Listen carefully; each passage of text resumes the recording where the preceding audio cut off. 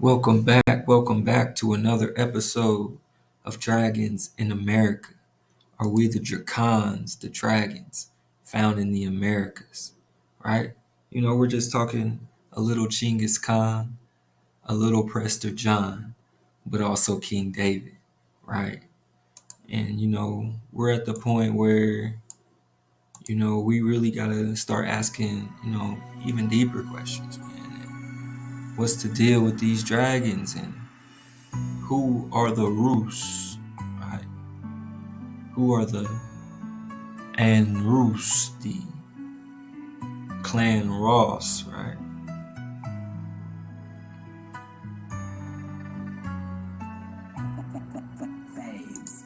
But we back again.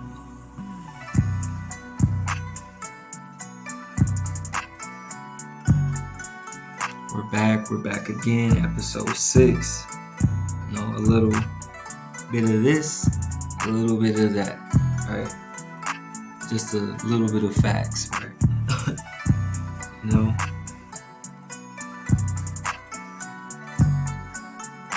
We're just talking lost tribes and promised lands, the seed of Abraham. Are we talking Roman Jews? Are we talking Hebrews, right? Or Clan Rus? Maybe we're just talking Nehemiah Theodorus, right? Because this story's always been about you, or maybe it's all about Calais Loose. This is all just a medieval romance, right? A love story. All praises to the Most High. May we continue to see clearly and have that dim spark of the hidden light. Because we're just evolving and descending. We're just climbing the mountain.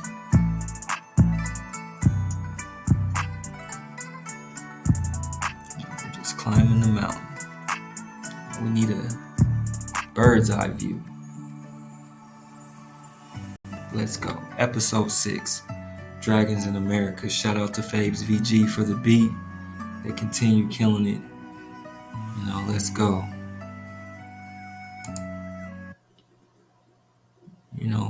We're back in it, man. We're back in it.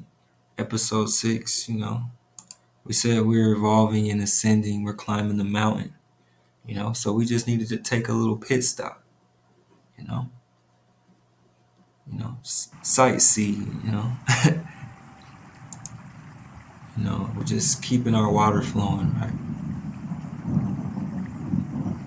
We're just riding the wave, right? We're just connecting the dots. As I say, we're just following the drinking gourd, man. That's all we're doing. We're just following the drinking gourd, wherever it may lead us,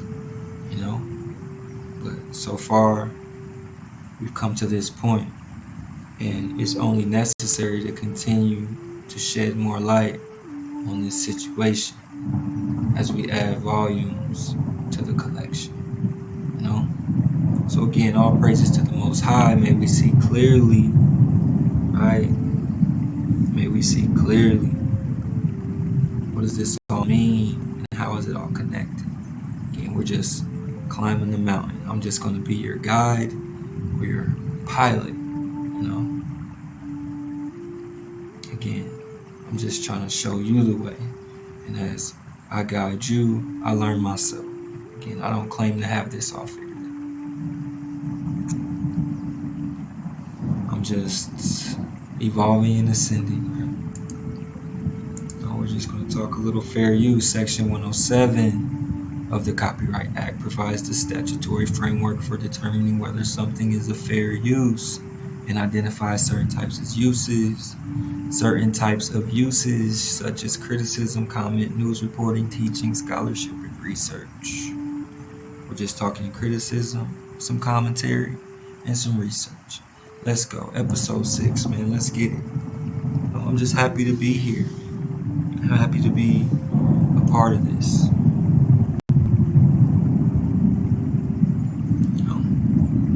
just playing my role.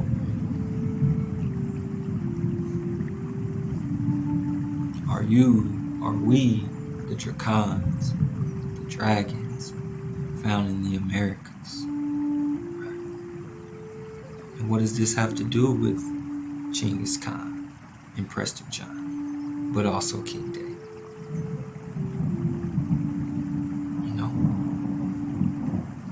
What does it have to do with the truth? Let's get to the presentation, man. Computer.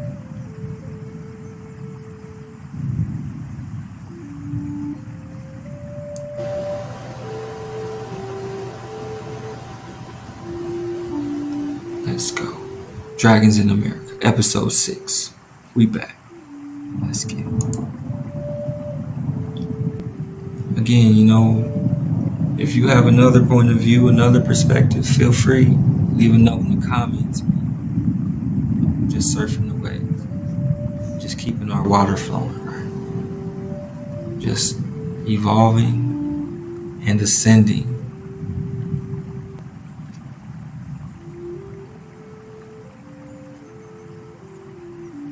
Just doing our part to keep our mark,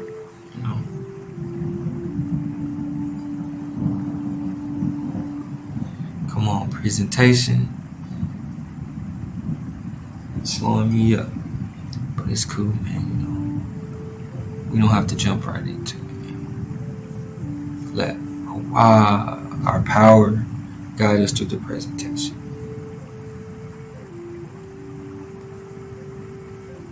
Let's go.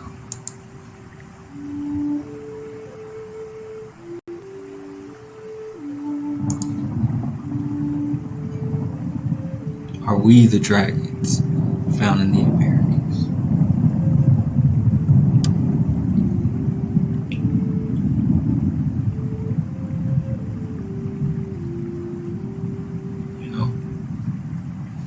And there's a lot of questions we have to ask about this information, right?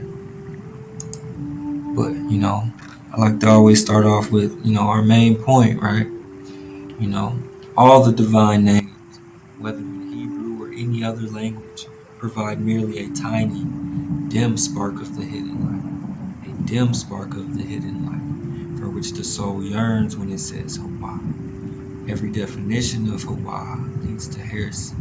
Definition is spiritual idolatry. Again, if it weren't for the dim spark of the hidden light, for which the soul yearns when it says Hawa, every definition of Hawa leads to heresy. Definition is spiritual idolatry.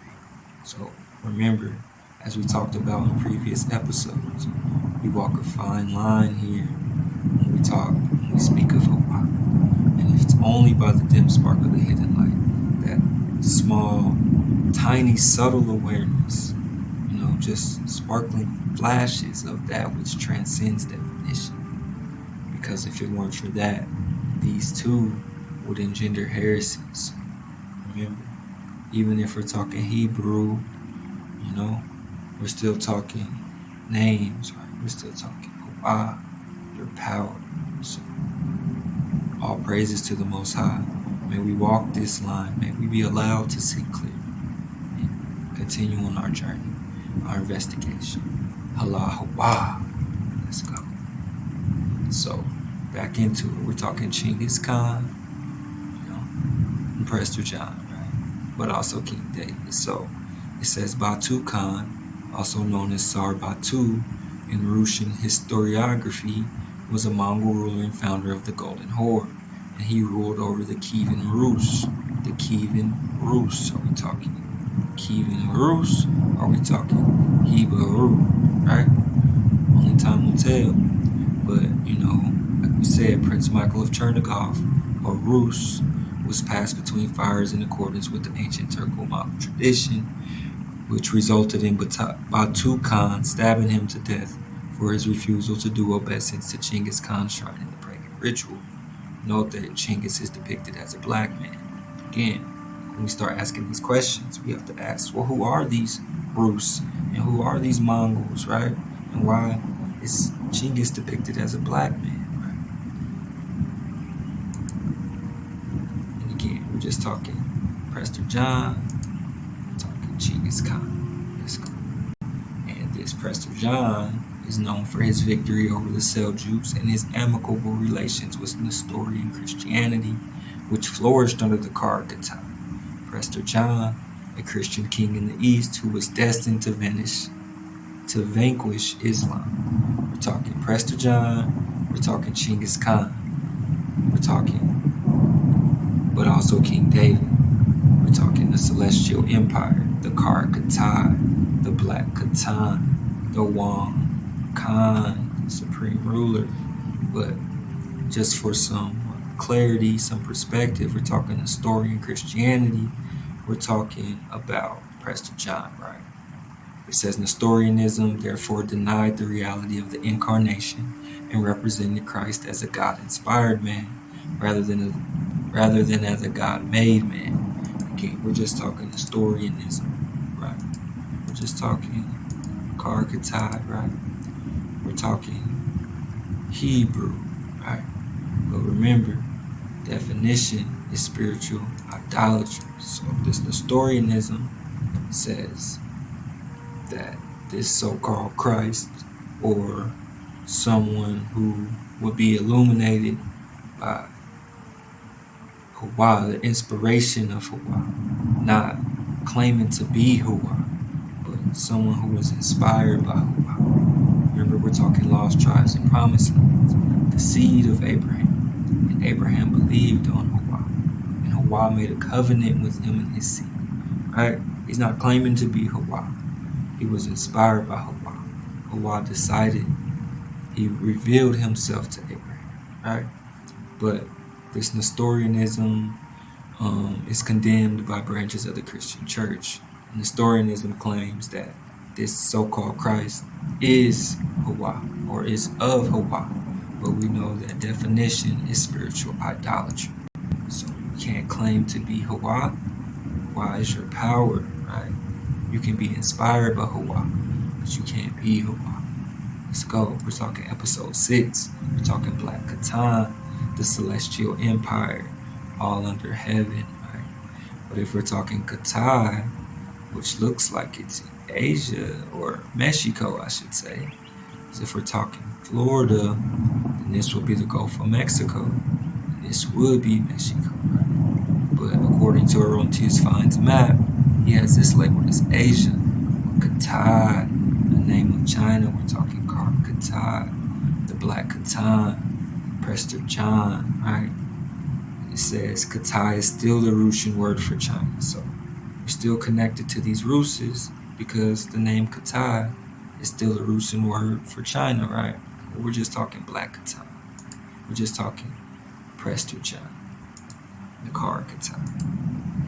So as we get into this, now we're talking about, this reconquered American empire. So in 1775, Nehemiah Theodoric reconquered the American empire of Kalei-Luz. Again, are we talking Roman Jews? Are we talking Hebrews? Or are we just talking Kalei-Luz, right? So it says he reconquered the American empire of Kalei-Luz. So reconquered meaning they had already conquered it, right? So they had to reconquer. So it says this Kalei-Luz was ruled by Sylvanus Toltexus. Solomon the Builder, the hereditary ruler of this former Jewish ruled Roman colony. Are we talking Roman Jews? Or are we talking Hebrews? Or are we just talking Kalei-Luz, right? So Nehemiah Theodoric reconquers this American empire of Kalei-Luz from the hereditary ruler Sylvanus Toltexus, right? But remember, we're just connecting the dots, right? So if Katai is the Russian word for China, and we know Katai is the Black Khatan, who the Mongols conquered in 1211, and we know that Wang Khan, or Prester John, is the supreme ruler of the Kara Katai, which would mean we can understand why this Nestorian Christianity flourishes under the Kharkata, because we're talking Hebrews, right? We're talking Hawa-inspired man. We're not talking claiming to be Hawa. We're talking about the ancestors, Moshe. We're talking Abraham. Hawa revealed himself, and they believed on him, right? They made a covenant with him and not sin, right? So Nehemiah Theodoric reconquers the American Empire of Calalus. Again, American Empire of Calalus from Solomon the Builder, or Sylvanus Toltexus. But we're talking Toltexus. Are we talking Toltecs, right? Are we talking a people that dominated central and southern Mexico, the Toltecans, right? We're just talking Qatar, right? We're talking Genghis Khan and Prester John, but also King David. But now we're talking Toltecans, Sylvanus Toltexus, in this empire of Calalus, right? Calalus. So let me walk you through it. So Calalus was founded in the 1st century by the Babylonian exilarch known as Sylvanus Ogam. So remember this Sylvanus Ogam, the Babylonian exilarch.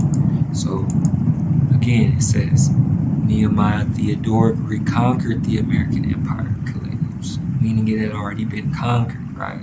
And now this Sylvanus Toltexus is the ruler of this Calalus, right? But we're just talking Toltecans, right? And here's where we go back to the beginning, when it was originally conquered by the Babylonian exilarch Sylvanus Ogam, or Sylvanus Brabo. So an exilarch was the leader of a Jewish community. We're not talking Roman Jews, we're talking Hebrews, right? And in Persia, Mesopotamia, during the era of the Parthian, Sasanian, and Abbasid Caliphate up until the Mongol invasion, right? And then there were intermittent gaps of exilarchs, right? Because the Mongols, which we know, conquered the Khitai, the Black Khitai, right? They got Batu Khan, stabbing Prince Michael of Chernigov, Aruz to death for refusal to do obeisance to Genghis Khan's ritual, pagan ritual, right? So now you got Nehemiah Theodoric and Sylvanus Toltexus popping off in America, in Calalus. But this all starts with this Sylvanus Ogam, right? Solomon II, Babylonian exilarch, Nasi of Mara, ruler of Sumer. Are we talking Sumer? We're talking Sumeria, right? But they say Somerset in Britain. So now we're talking Russia, we're talking about America, we're talking about Khitai, now we're talking about Britain, right? So we really got to ask what's really going on.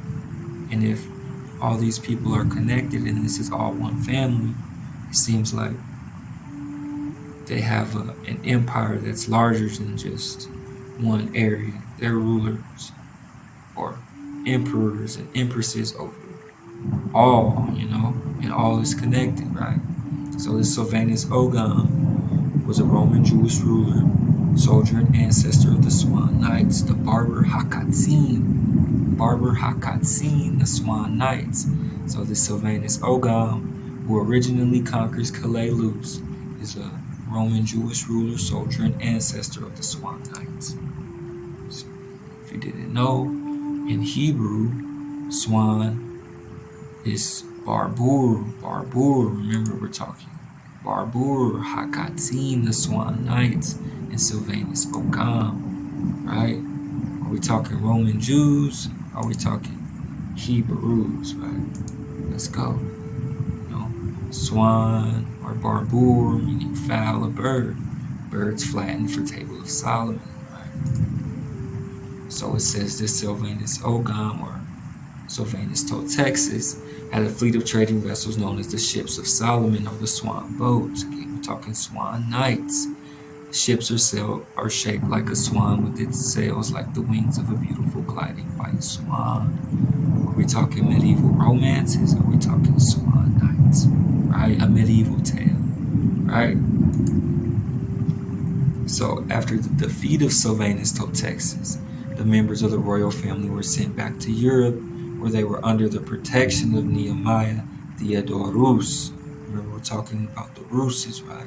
And how Katai is still a Russian word for China, right? But we're just talking Rus, we're talking Kalelus, right? So Nehemiah Theodorus reconquers this Kalelus from Sylvanus, Texas, and the royal family were sent back to Europe under the protection of Theodorus, right? So remember, we're just talking fam. This is all family. And for whatever reason, Nehemiah Theodorus has to come back to Kalelus to reconquer it from Sylvanus, Texas. But after he defeats Sylvanus, he sends the royal family back to Europe under his protection. So keep that in your mind. We're just talking Rus, or are we talking Hebrew Rus, right? Are we talking Kalelus, right? Are we talking about dragons? Let's go. So the legends of Ogier, the Dane, and Doomday Mayans actually refer to the Tuatha De Danann or Dunan, who are also known as the Mananan or Maine of America. We're just talking Americans, right? And this family is also associated with the Irish legend of Regamons. This family's all over the place. They're Europe, America, Qatar, Russia, Ireland, like Scotland. I mean, and then you have to start asking questions, right? We're just talking the seed of Abraham, right? Lost tribes and promised lands. So again, Theodorus, who reconquers Kalelus, a Rus, Theodorus, and ancient people who gave their names to the lands of Russia and Belarus. Remember, Batu Khan stabbed Prince Michael of Chernigov to death, or Rus, for refusal to do obeisance to a pagan ritual. So these Ruses are down with it. But are we talking Roman Jews? Are we talking Hebrews? Let's go. So Theodorus was the leader of many peoples who leave the Roman lands for Kalelus.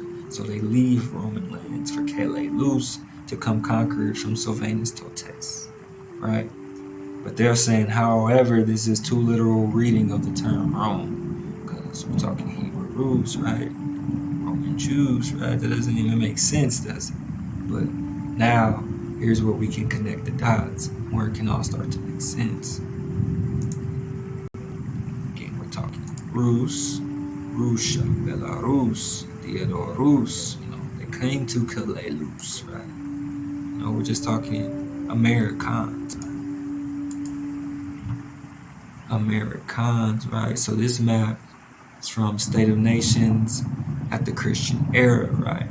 So it's saying what we would understand if this is, Europe, this would be, Russia, going into Asia, what we would consider Asia, China, but it said American, right? Why does it say American? No, you tell me. But it says American, right? But we're just talking the Ruses, right? Who left for the lands of Kalelus in 775. The Rus, the ancient people, right? And, I didn't mean to skip over this, but it's saying these Kalelus artifacts are found in Tucson, Arizona, right? We're just talking about America, right? The Toltec Khan, right? So if they're found in Tucson, Arizona, and they're calling this Katai, it's the Russian word for China, I mean, it would only make sense that these Ruses are affiliated with this Prestu Chan and this Genghis Khan, right? We've already made the connections. We're just talking Swan Knights, right? We're talking Manalan, right? Let's go. So, Americans. So this would be Russia, right? So, Theodoric, king of Saxony, and his Namas, duke of Bavaria. He and his brothers were great warrior Davidic princes. Right? We're talking Toril Khan, we're talking Prestu Chan, but also King David, right? So this Nehemiah Theodorus and his brothers are great warrior Davidic princes of the time of Charlemagne, right? And in 765, after Nehemiah Theodoric's father dies, he becomes the Western Exilarch. We're just talking exilarchs, right? We're talking emperors, right? Dragons, leader of all the Jews of the revived Western Roman Empire, Charlemagne. So Theodorus and his brothers are great warrior Davidic princes, right? We're just talking Russian, right? We're talking Americans, right? We're talking the Russes, right? Mananan, the Maine of America. But we're also talking about Prester John and the Kar Katana, the Black Katana, right? So let's get some orientation. We're just putting the puzzle together. We're just following the drinking gourd. Just talking Prester John and Genghis Khan, but also King David. So again, after the defeat of Sylvanus Texas, the members of the royal family were sent back to Europe, where they were under the protection of Nehemiah Theodorus and his family. So Theodorus reconquers Calais-Luz, who's ruled by Sylvanus Texas, right? But after Theodorus defeats Sylvanus Texas, the royal family is sent back to Europe. So again, we know Calais-Luz was originally conquered by Sylvanus Brabo, right? Or Sylvanus Ogon, right?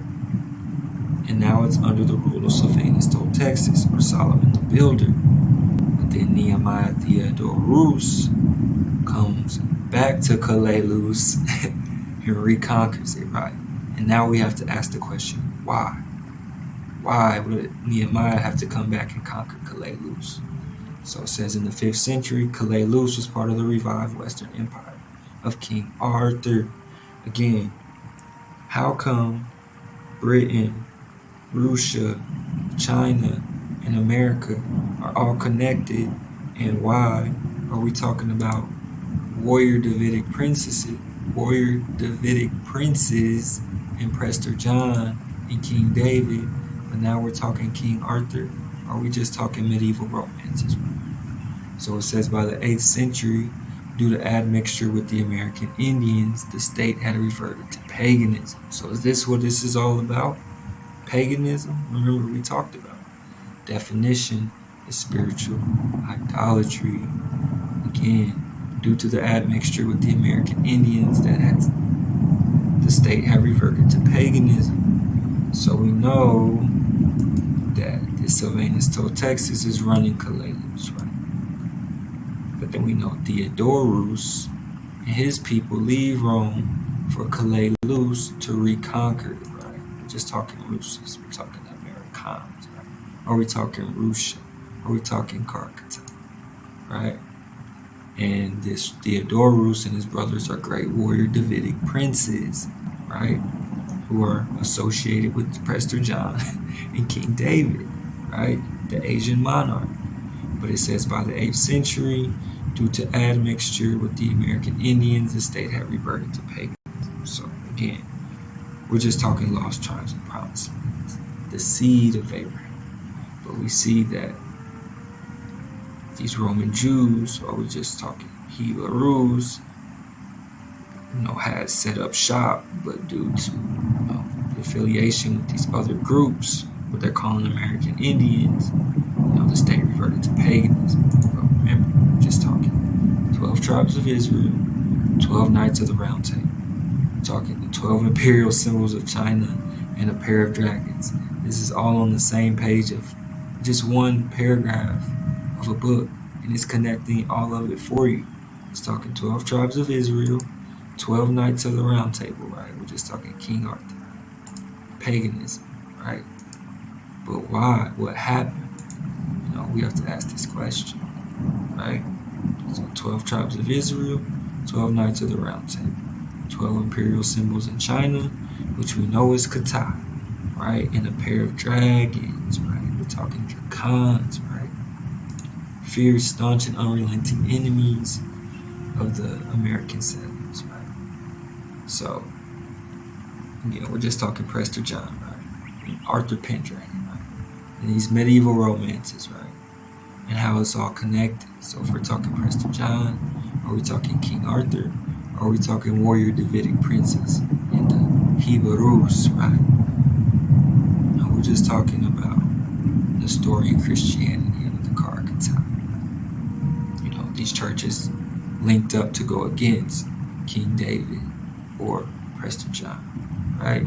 Because he's not talking about, this so-called Christ being Hawa or of Hawa. He's just talking about Hawa, inspired men, because we know definition is spiritual idolatry. So again, we're just talking Prester John, we're talking Arthur Pendragon, and we're talking about 12 tribes of Israel and the 12 Knights of the Round Table. Remember,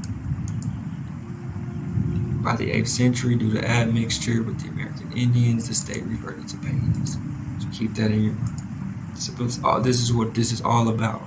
So it says he conquered the ancient city of Rhoda. We're still talking about Nehemiah. And Jewish law was restored. Are we talking Jewish law? Are we talking commandments, tribal rights? Are we talking, restoration? Because, if this is the case, then they're just the cleanup crew. They're going around making sure everybody, the family's keeping the code. Man. So shout out to Nehemiah Theodorus and his family, right? We're just talking British Davidic Prince Jacobs, right? So after Nehemiah left Kalalus, he appointed a British Davidic Prince Jacob as the Jewish king of Kalalus, as regent for his young son Israel, who was married to Jacob's daughter. Again, we're talking British Davidic Prince Jacob. We're talking lost tribes and promised lands. Are we talking the seed of Abraham? So Nehemiah Theodorus leaves Kalalus, right? And then he appoints Prince Jacob, right, as king and regent for his young son Israel, who was married to Jacob's daughter. And it says Jacob was a descendant of King Arthur, as well as the Jewish royal family. Again, Jacob was a descendant of King Arthur, as well as the Jewish royal family. But again, just to get this in your mind, are we talking Roman Jews? Are we talking Hebrews, right? Are we talking Andrews, right? Or Theodorus, or Kalalus, right? Man, we're just connecting the dots, man. Just gotta understand, or understand, or overstand, who we're really talking about, right? We're talking about royalty now. So all up until this point, we're talking about copper-colored tribes found here, but we couldn't make the connection that the remnant of the copper-colored tribes was nonetheless the remnant of this royal family. Again, the seed of Abraham, right? And Hawa made a covenant with Abraham and his seed. So, you can see it right here. We're talking Prince Jacob. We're talking Israel. We're talking King Arthur. We're talking King David, right? Warrior Davidic princes, right? So, now we're talking about the Olmec. So, all this content you see in black is from the forbidden histories of America. And I guess now we can see why. They wouldn't want you to know this. We're just talking Swan Knights, right? So it says that Nehemiah, reigned in Germany until his death in 790. So Nehemiah left Kalalus. So originally he left Rome for Kalalus, reconquered Kalalus, went back to Europe, and now he's reigning in Germany. So now we got Germany, we got Americans, we got Katai, we got Russia, we got Britain. This is all connected, and this is all the same family. What's really going on, right? Who are these Swan Knights, right? Again, it says the Swan Knights' ancestors had come to Ireland from Kalalus in the 2nd and 3rd centuries and intermarried with the descendants of Nathan.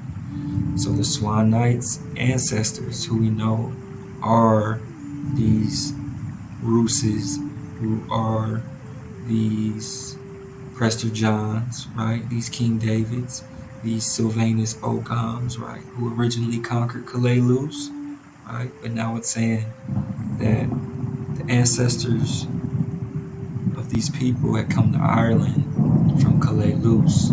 So they're all over the place. They're pretty much running everything. So again, we're talking Olmec ogre image, right? So it says, the Jews of this ancient Roman Jewish kingdom of Rhoda were also known as the Rhodans or Rhodanites, and were great Jewish merchants who controlled the ancient trade routes. Okay? We're talking Silk Road. We're talking Silk Road. We're talking Shishia. We're talking Shishia. We're talking Tangu. We're talking Shishia and Tangu. We're talking Olmecs, right? So it says, Dunan, who were also known as the Mananan or Main of America, were the giant ogre heads of the Olmec family. So these heads, so they're saying these heads are found in Maine of America, right? But we're just talking Olmecs, right? A matter of hot debate. The mother culture of Mexico, right? But we know the Olmec called themselves the Shi, the same name they used when they were in China. So again, the Olmecs called themselves the Shi when they were in China, but now we're seeing that they're finding these Olmec ogre heads in Maine of America. Again, so if the Olmec are the Shi, then that means that they are the Tangus, right? Because the Shi are the Tangus. And we know that the Mongols intended to overthrow the Karakai, and then we had Batu Khan stabbing Prince Michael of Chernigov to death, the Rus, for refusal to do obeisance to pagan rituals. Again, what are we really talking about? So if the Mongols are going against the Tangus and intended to annihilate the entire culture, we have to ask why, especially with this paganism involved. Because remember, definition is spiritual idolatry. We're talking Roman Jews, or we're talking Hebrews, man. Calais Loose. Or maybe it's just about the Tangus. So let's get to this Carter Marina, man. Give you some orientation, because we're all over the place, right? You hear Russia, you hear China, you hear Europe, you hear America, you hear Mexico. How does it all add up? And how is it all connected?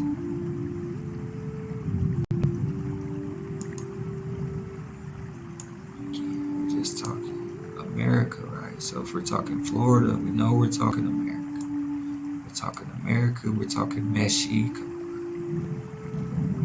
We're talking China. So again, you have to ask yourself, why on this map are America, China, and Mexico and India all connected? And what's the deal with this Tangu? You know, we're just talking Tangu, who are the Shishia, right? And the Olmecs are calling themselves the Shi when they were in China, but now the Olmecs are the mother culture in Mexico. And then we got Katayo, and we got Manji, right? So again, we're all over the place, right? So we got the Roman Jews, but we're talking Hebrews, leaving Rome for Calais Loose, right? This being Calais Loose, right? But then you got Prester John and the Karakai already set up shop here, from what it seems, right? Unless Prester John is part of those Hebrews, Roman Jews, found in Calais Loose, right? But then you got the Tangus, who are the Shi, who are the Olmecs. How is it all connected? Let's go. Episode 6, man. We're connecting the dots. Connecting the dots, man, because we deserve to see clearly, man. You know, all praises to the Most High for allowing us to connect the dots, man, to see clearly. Allahu. You know, it's only by the dim spark of the hidden light we're allowed to see clearly. So, according to William of Rubruck, the Tangus were valiant and had big Swarthy men among them. Big Swarthy men. We're talking Swarthy. We're talking of a dark color, complexion, and caste. Again, we're talking Tangus. We're talking Shishia. We're talking Shishia. We're talking Olmecs, right? The giant ogre heads, you know, they said they found in Maine of America. Big Swarthy man of a dark color, complexion, and caste. So back to the top. So grandson of Sylvanus Ogam. So we know Sylvanus Ogam was the original conqueror of Calais-Luz, right? Sylvanus Ogam, the barber, the Swan Knight, the ancestor of the Swan Knights, the warrior, Sylvanus Ogam. We're going to connect the dots, and then this Sylvanus Ogam is going to remind you of something. Again, Sylvanus Ogam, the great Roman Jewish warrior. Are we talking Roman Jews? Or are we talking Hebrews? We're talking King David. So Sylvanus Ogam defeated the giant American emperor of Ogam called Drone Antigone in later European legends. We're talking medieval romances. We're talking Sylvanus Ogam, who defeated the giant American emperor of Ogam, Drone Antigone, right? Drone means oak and describes the stature of Antigone. So are we talking about King David? Are we talking slaying giants? So then it would make sense that these big swarthy men who were amongst the Tengus, were they just following suit because King David or this Sylvanus Ogam conquered them, right? But it doesn't mean that King David or this Sylvanus Ogam aren't of the Tengus. It means that they conquered it. They either conquered it or they reconquered it. Either way, we're still talking about the same family, right? We're talking Swarthy. We're talking of a dark colored complexion caste. So it says that Sylvanus Ogam brought the Ogam script, which is like an alphabet, from America to Europe. So we're going from America to Europe, Europe to America, right? And they're making the connection that Ogam is the legendary home of the ogres. It says they believe that they refer to the Olmec culture of Mexico. So we're talking Olmecs, again, called themselves the Shi, and they're in China, or the Tengus. So we're talking Prester John and Genghis Khan, or are we talking about giant ogres? I mean, what's really going on here? But we know this Sylvanus Ogam, the great Roman Jewish warrior.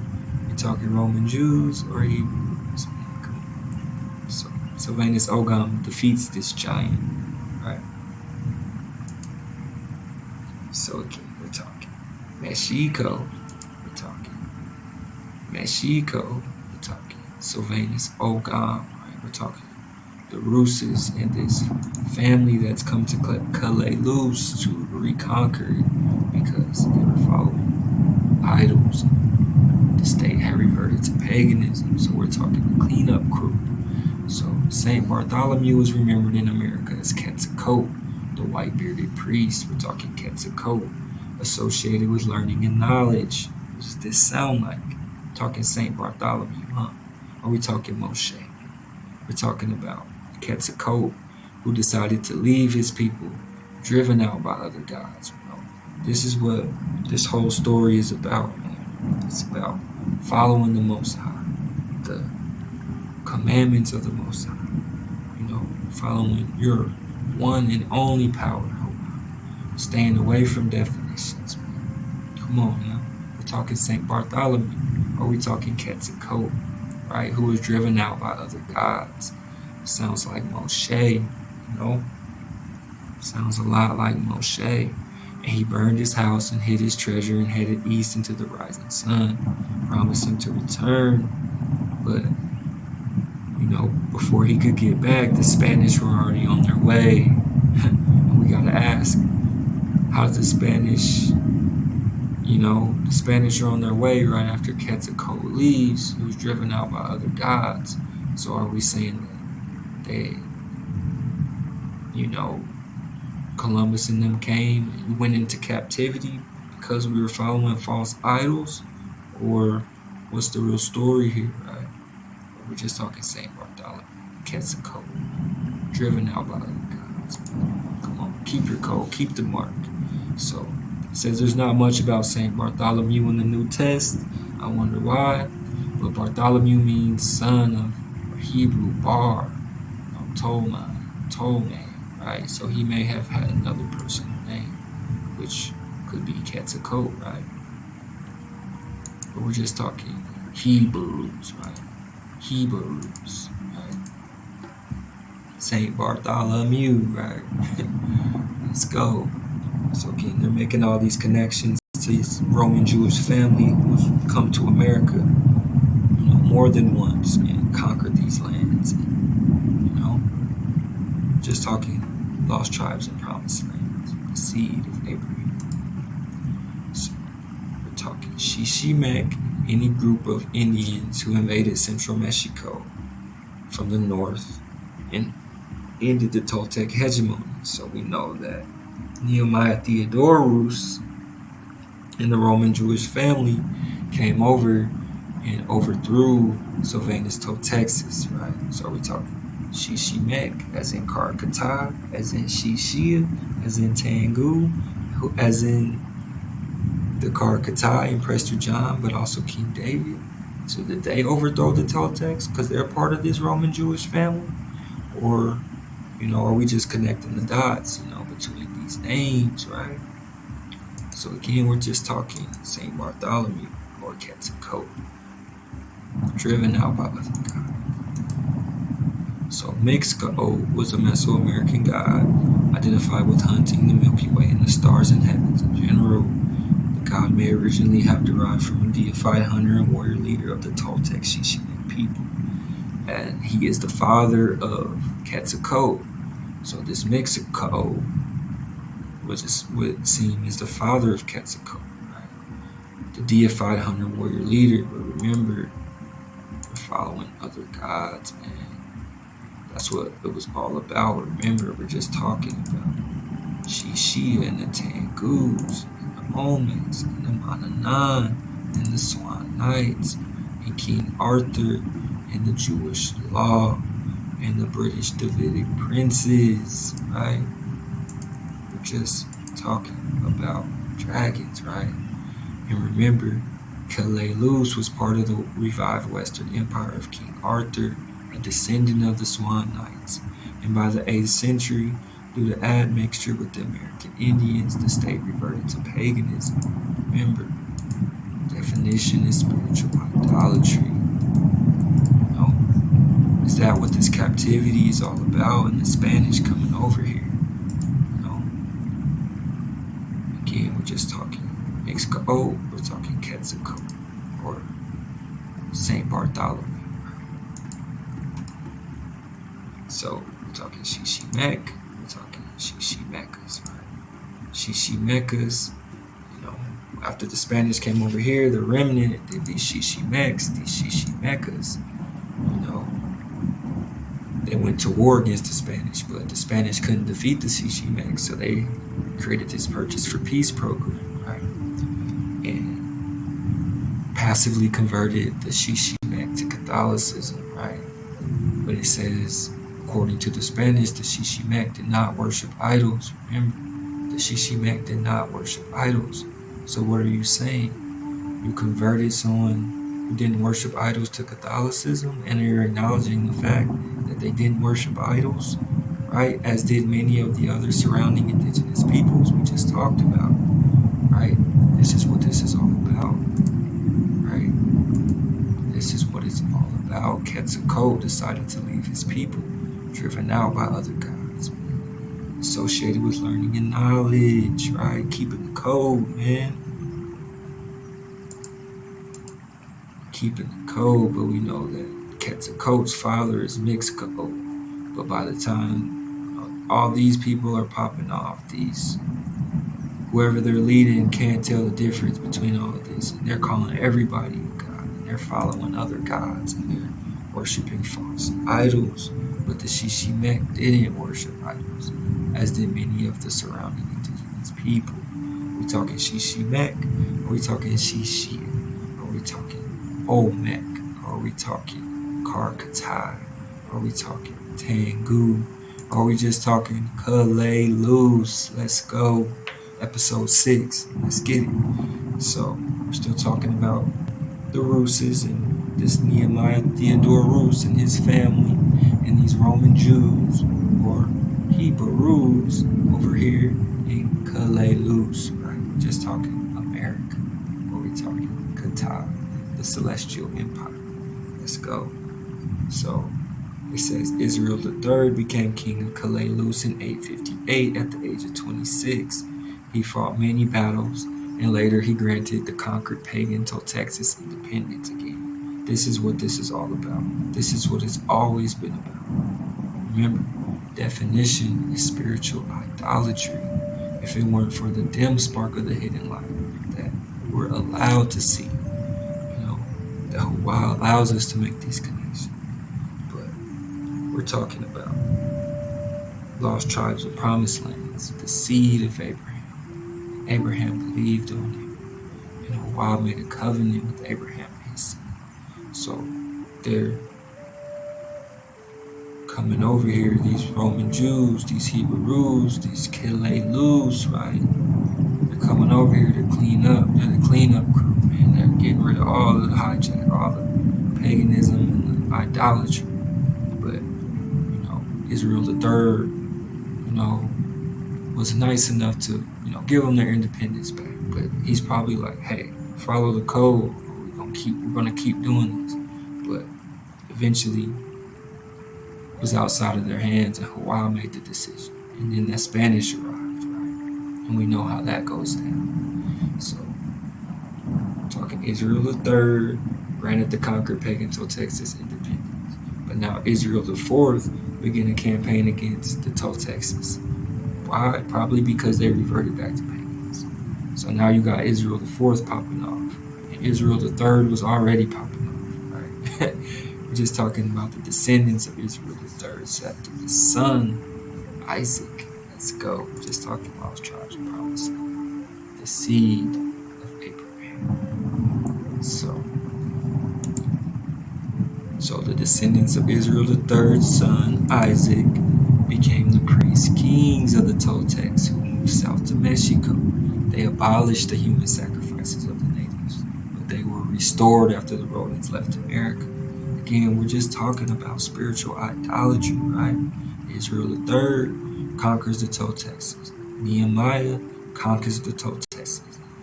So Israel the Fourth conquers the Toltecs. And even the descendants of Israel the Third conquered the Toltecs, right? They got to clean up, man, with what's going on with these natives. But we can make the connection between Genghis Khan and Prester John, and that the descendants of Genghis Khan stabbed Prince Michael of Chernigoff to death, a ruse for refusal to do obeisance to the pagan ritual. So again, what is this all about? And why are these Roman Jews, these Hebrews, really just a clean up crew? We're just talking priest kings. We're just talking Prester John, right? The priest king was heard of in Asia. We're talking Asia, or we're talking Qatar, or we're talking Mexico, right? Or we're talking America. We're talking Kalalus. And, Prester John was not to be found, so we know they never found Prester John. They were just always looking for Prester John. And Prester John had a profound effect on the history of European exploration and discovery, as we can tell, right? But now we're learning that Prester John was part of a bigger Wang Khan, a family, right? Roman Jews of Kalalus. We're just talking Hebrews, right? Priest kings, right? We know the Mongols called it Katai. Katai is still the name, the Russian name for China, right? Talking priest kings, right? But they have to keep overthrowing and reconquering because the people keep reverting to paganism. Again, we're just talking the story of Christianity, which flourished under the Kharkatai and Prester John, a Christian king who was destined to vanquish Islam, right? So again, this has always been about following the Most High, never putting a power before your power, keeping the code. So it says that this northwestern Spain, where as trained warriors, they were welcomed in the fight to preserve the freedom of northwestern Spain from the Muslims. Again, we're talking about Prester John, right? Destined to vanquish Islam. And this Rodrigo El Cid was Topilzin's great-grandson. Topilzin's son was called Lane Calvo, Lancelin of Calais. So we're talking Lancelin, or we talking Lancelot? Because we've already made the King Arthur connection. The 12 tribes of Israel, or the 12 Knights of the Round Table, or Prester John, or King David, or Prince Jacob, or King Jacob, or, Davidic Exarch family, right? Come on, man. We're just talking lost tribes and promises. The seed of Abraham. But this Prester John was a hoped-for ally against the Muslims again. What's really going on here? What's the connection? They're talking Topilzin, was, Rodrigo Cid's grandson. Topilzin's son was called Lane Calvo, or Lancelin, right? So now we know that these Toltecs sacked and burned the great city of Teotihuacan. Tradition tells us under the leadership of Mixcoatl, who we know is the father of Quetzalcoatl, or at least that's what they said. But now they're talking the ruler Topilzin introduced the code of Quetzalcoatl, which name he adopted. So again, what's really going on here, right? Because we're just talking about keeping the code, because definition is spiritual idolatry. So we know that Calais Luz and these Roman Jews conquered the pagan Toltecs. That's what, according to this history, is what it said. So another Nehushtan of Calais Luz.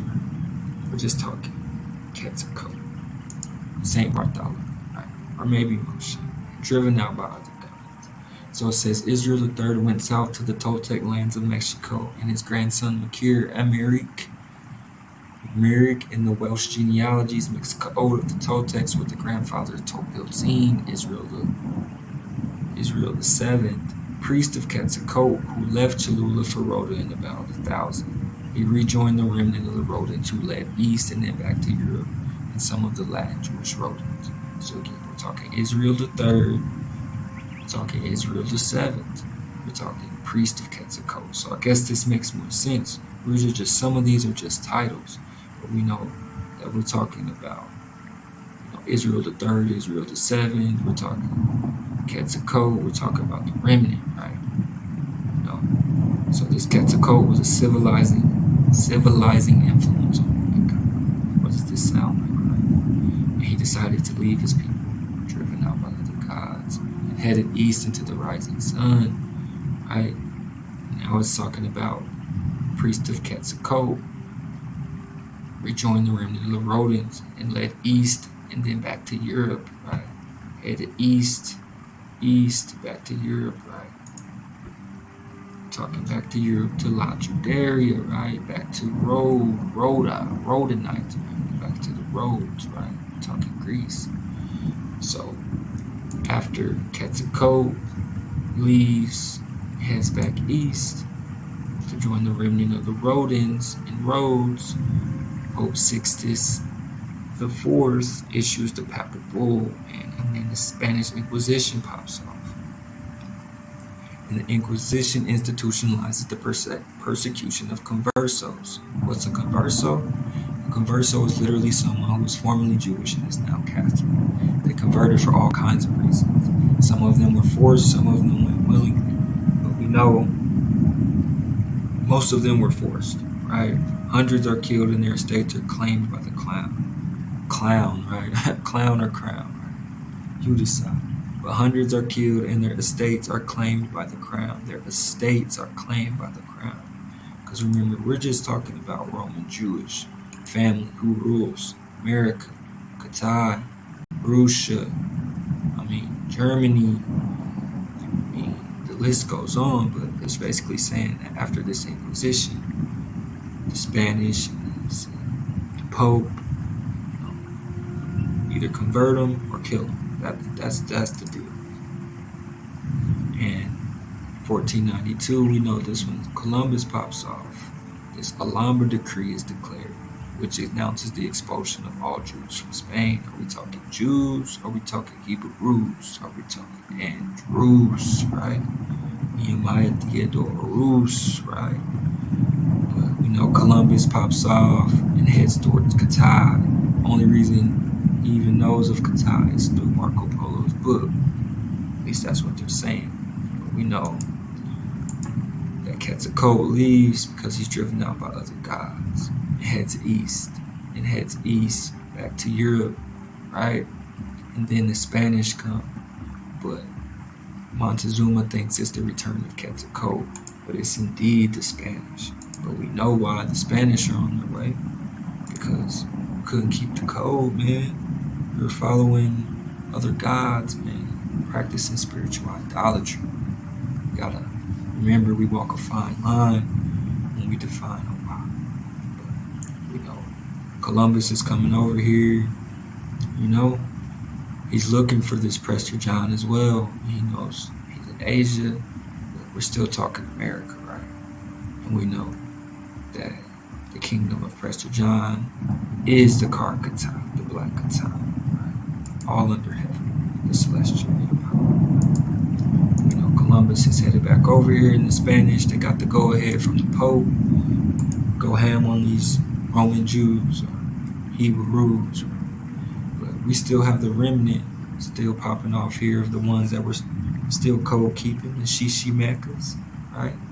It says the Shishimekas, you know, were passively converted to Catholicism, but we know that they didn't worship idols initially, but many of the surrounding indigenous people did. And that's why the Spanish were able to come up with the confederation against the Shishimek with Indian allies, because the Spanish were converting everybody to Catholicism. The Shishimeca didn't worship idols, but the other surrounding indigenous people did. So they teamed up with the Spanish and formed a confederation against the Shishimeca. So then this is where, you know, we're just talking remnant, right? That Dragon canoe, dragon canoe in the Chickamaugas. Are we talking Chickamaugas? Are we talking Chichimekas or Shishimecas? Chickamaugas or Shishis or Tengus, right? We know dragon canoes assisted by Tecumseh.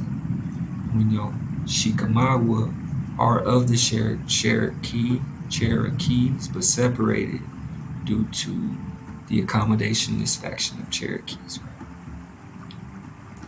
But we're talking Tecumseh, right? The Blazing Comet. We're talking dragons, right? Tecumseh, whose name means shooting star, blazing comet, born in the western Ohio Valley, whose name, you know, if meaning comet, another definition of comet is a heavenly body, you know, with surrounding areas that form something like a tail, beard, or tangled locks. Again, I've been over this. If I see beard, tangled locks, I'm asking questions, especially if we're talking comets, we're talking Tecumseh, we're talking Chickamaugas, we're talking Shishimekas. Let's go. We're talking Shishi. So this is the mysterious serpent mound, a terrestrial image of the constellation Draco, found in Adams County, Ohio. Adams County, Ohio. Again, this is where Tecumseh, the blazing comet, is born, right? A heavenly body, right? So again, we're just talking celestial dragon. Remember, I'm just following the drinking gourd, right? You find the Big Dipper, you find the North Star. Find your way home. But again, no one's talking about this dragon going between the two.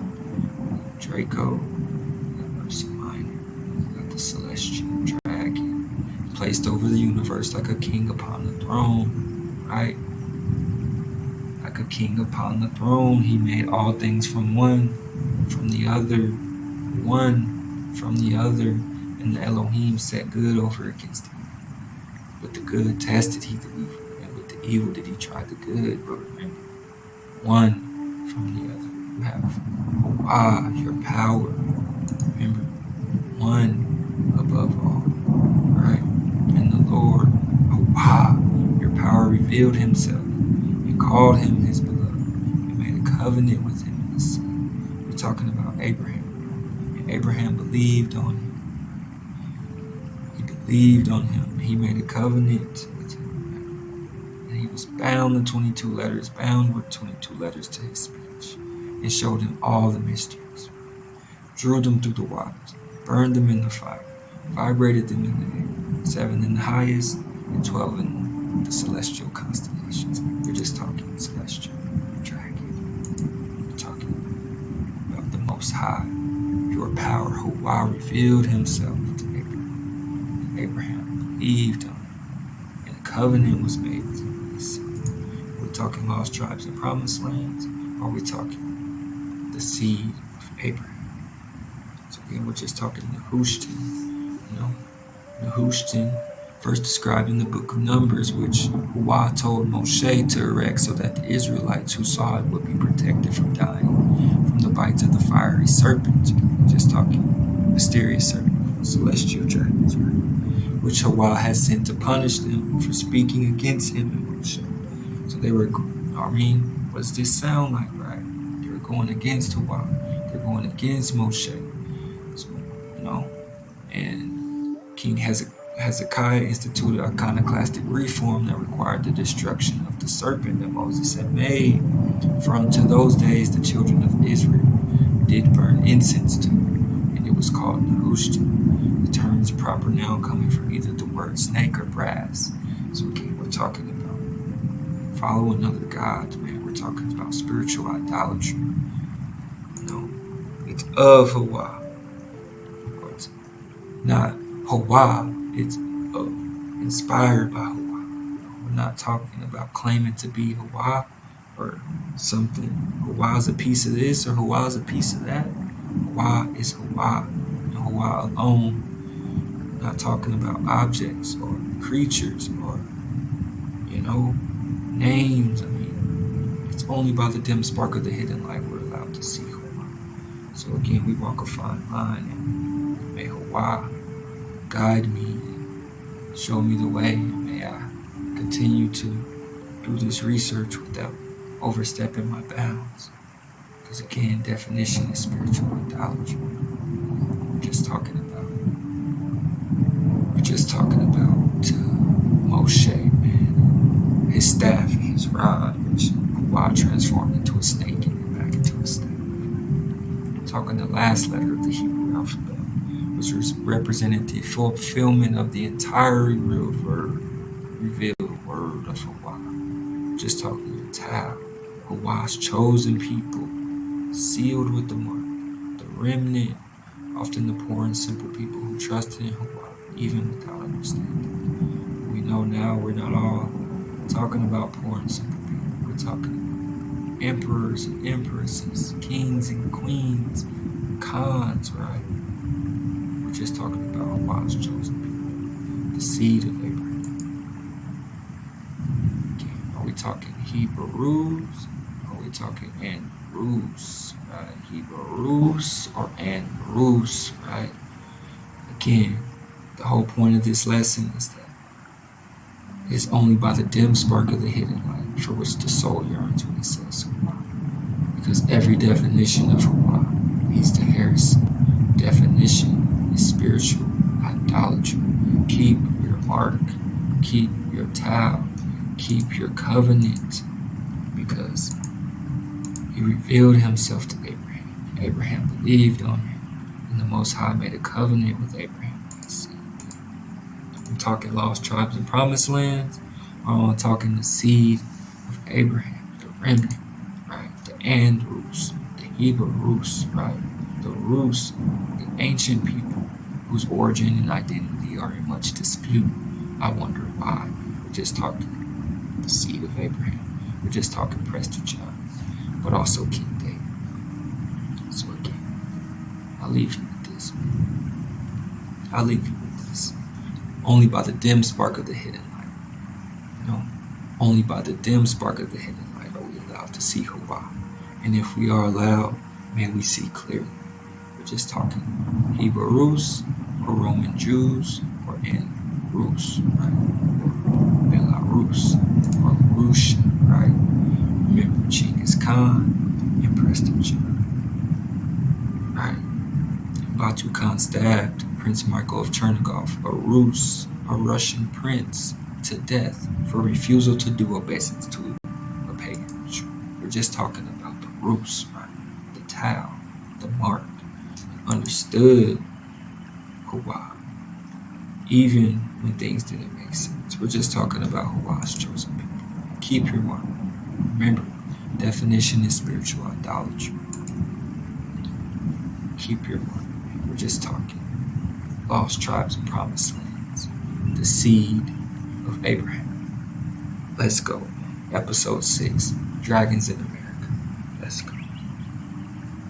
Allah,